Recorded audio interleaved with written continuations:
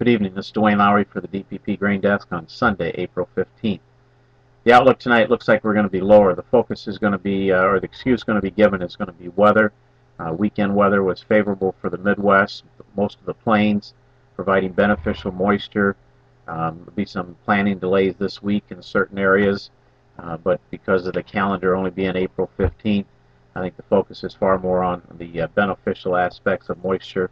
If you look at the forecast over the next couple of weeks, it looks like we have a warming temperature theme, which will be favorable. We have looks like the right combinations of rain events and dry weather in between rain events. Overall, it looks like we're on pathway and track to have an early favorable spring planting season and a favorable start for early crop development. I think that's going to be the main fundamental underlying theme here. Technical conditions warn of downside vulnerability. They have been warning that for some time. Price action last week in corn, especially late last week, has been underperforming expectations. It was much weaker on Friday than I think people expected. You could sense in the trade sentiment and conversations about corn has started to shift over the last several days. A little bit of a growing respect for downside risk, a little bit of a growing respect for downside risk associated with favorable weather conditions and the new crop fundamental supply balance sheet scenario possibilities. All of that has been transforming a little bit day by day, and every day we get some weaker price action, you gain a little bit of more momentum towards that focus. And I think Friday was a big shift in trader sentiment towards a focus on new crop supply situations and possibilities, and a recognition that if we have a normal growing season, a favorable growing season, supply situation could be significantly improved by new crop.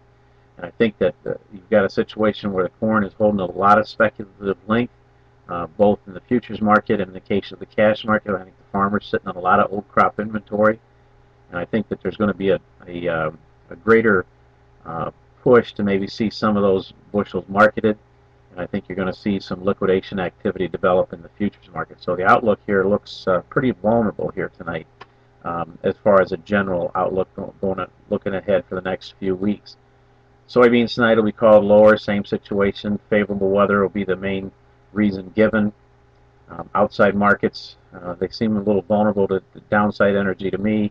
Nobody seems to be talking too much about that, so I don't know if there's going to be any influence there. But the biggest thing you got going on for beans is going to be the vulnerability to liquidation pressures. The specs are holding a lot of length in soybeans. They look at what corn price action is doing. They look at favorable weather, and they start focusing on a more beneficial supply outlook for new crop corn. And I think there's going to be a growing fear in the speculative community that, you know what, maybe we better get rid of some long bean positions. And I think you're also going to have some fundamental people saying that as corn prices weaken, those last minute decisions can easily shift a few more soybean acres here as the farmers get ready to make their absolute final planting decisions. So beans are vulnerable to speculative liquidation pressures. And I think that the downside risk here is a lot more than what the trade rhetoric has been suggesting here for the last couple of weeks. People are focused so much on the bullish acreage figure and the long-term need for acreage in soybeans, both U.S. and South American. I think there's a legitimate storyline there, but I don't think this is necessarily the time when that manifests itself, and it doesn't manifest itself in a way that every single day we have to be bullish on a long-term acreage concern situation. The spec community is just too long. Technical conditions are vulnerable.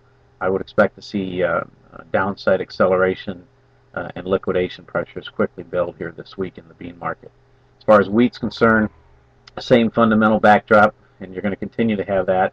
It's going to be the backdrop consists of a favorable global and U.S. supply situation.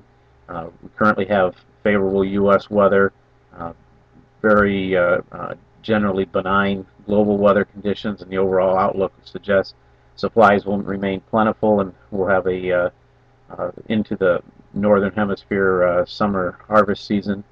I think you're looking at a situation where the wheat futures are poised to make new contract lows and violate the lows that have been the bottom side of a trading range over the last few months. So I think you're dealing with a situation where wheat's probably going to be under pressure here as well. But I think the main focus is going to be on corn and soybeans. Possibly that means some relaxing of selling in wheat as intermarket spreads unwind positions. So maybe wheat will come in here and be supported on weakness and not find initially that much selling pressure because of more selling concentration in corn and soybeans. So look for a weakness tonight.